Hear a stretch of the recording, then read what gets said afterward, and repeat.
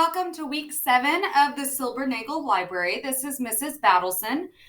Today I have 2 of the 2x2 books to share with you. The first one is Duck, and the second one is The Goose Egg.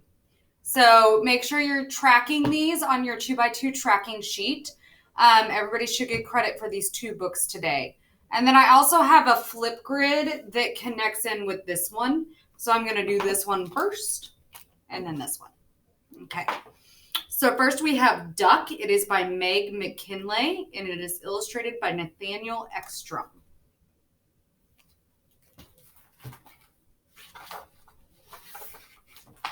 It was a quiet afternoon on the farm. The horse was swishing his tail, and the cow was chewing her cud. The pig was wallowing in the mud, and the sheep was sheeping on the grass. It was a quiet afternoon on the farm when suddenly...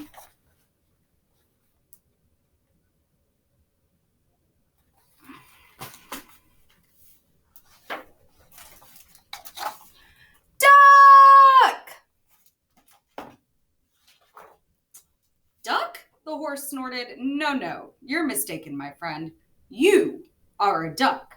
I am a horse. You see, you are small and waddly, and I am noble and tall. I look nothing at all like a...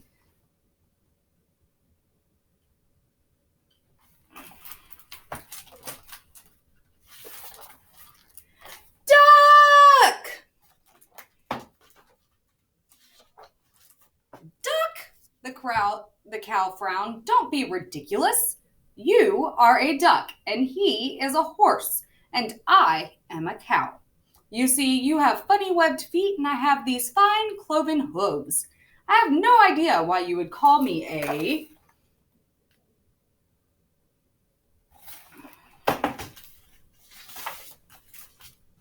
duck!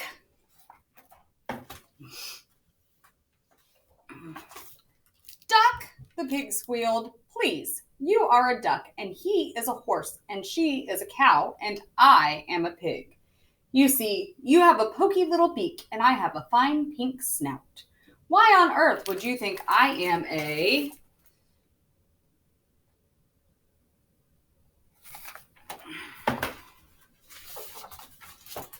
duck?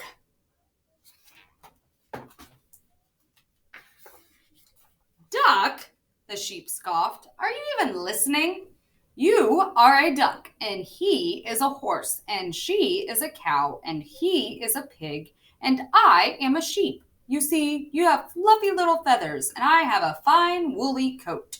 I have absolutely nothing in common with a...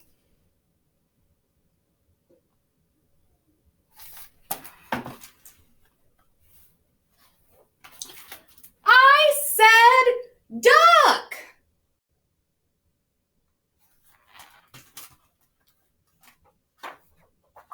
Now listen, you need to stop this nonsense right now. You have to understand that everyone is different. Some are ducks and some are not. But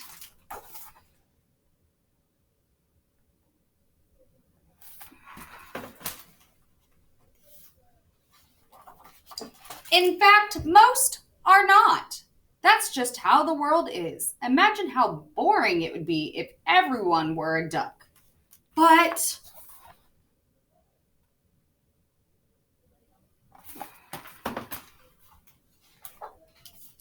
stop! Not one more word. You are the rudest duck we've ever met. You can't just run around yelling your name. You can't just run around shouting.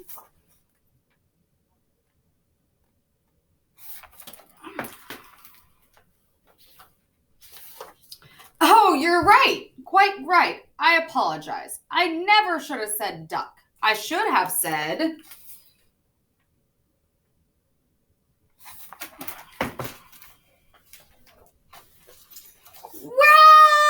run! And that is the end of duck. So make sure you mark that on your boot for the 2x2, or y'all have a tracking sheet. Okay, so the next one is the goose egg, and this is what your flip grid connects to this week, and this one is by Liz Wong.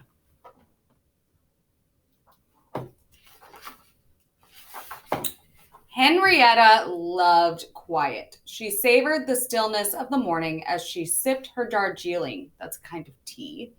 She loved the soft rustle of the newspaper as she turned its pages.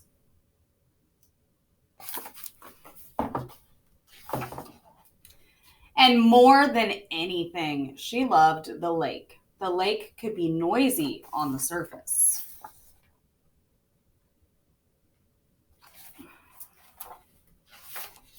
But once Henrietta slipped below the surface, there was only the faint murmur of the water. She lost herself in her thoughts.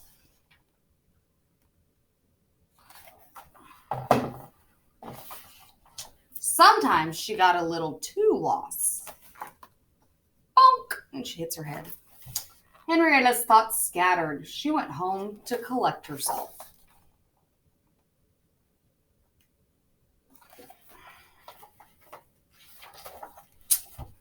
She gently felt her sore head. What a lump! A real goose egg! So she bandaged her head and kept real quiet, waiting for the bump to heal. Until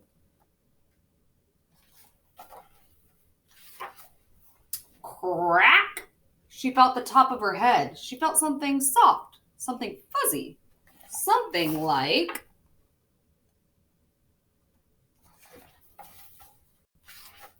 a baby goose. Mama! Oh my, that was a real goose egg.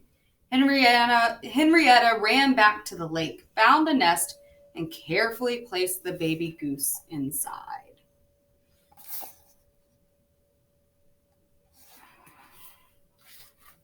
Henrietta waited and waited.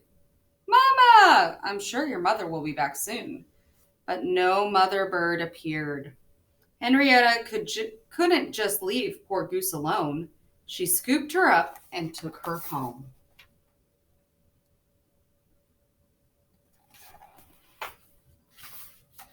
From then on, Henrietta's quiet was shattered.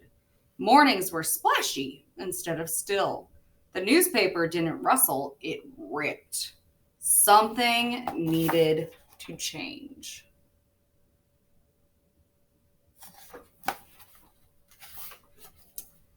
And as Goose got bigger, she only got noisier. Honk, honk, honk, honk, honk. Henrietta realized she had to teach Goose to behave like a proper goose. So Henrietta hatched a plan.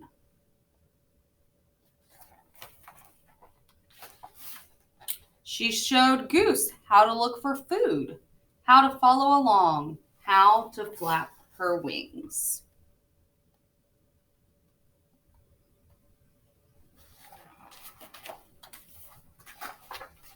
How to hang on, hold on tight, here we go, and how to let go.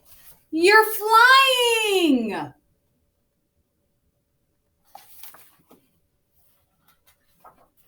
When Goose was grown, it really was time for her to go. Bye, Goose, you'll do great out there. Henrietta's house was quiet again, but she found that she didn't love the quiet quite so much anymore.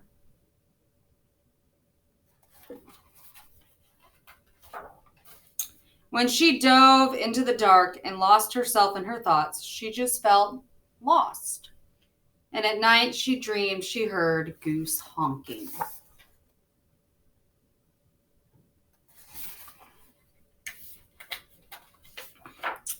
Then one day, the honking was real.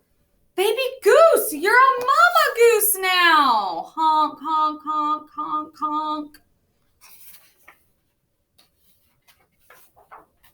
Henrietta loved those noisy goslings, and the quiet was even better than before. The end. Okay, so that was the goose egg. It's on your 2x2 list, so mark this one off as red. And then I want to talk to you about your flip grid this week. So I want you to pretend that you found a baby goose, that you found a gosling, and you want to take it home and take care of it. How are you going to convince your parents to let you do that? That's what you're going to do on my flip grid. You're going to get on there and you're going to talk about maybe what a baby goose needs and how you're going to take care of it from there. Why should your parents let you have one? So your flip grid this week, your assignment is to convince your parents to let you bring a baby goose home. Thank y'all. And this was week 7 from the Silbernagle Library with Mrs. Battleson. Y'all have a great week.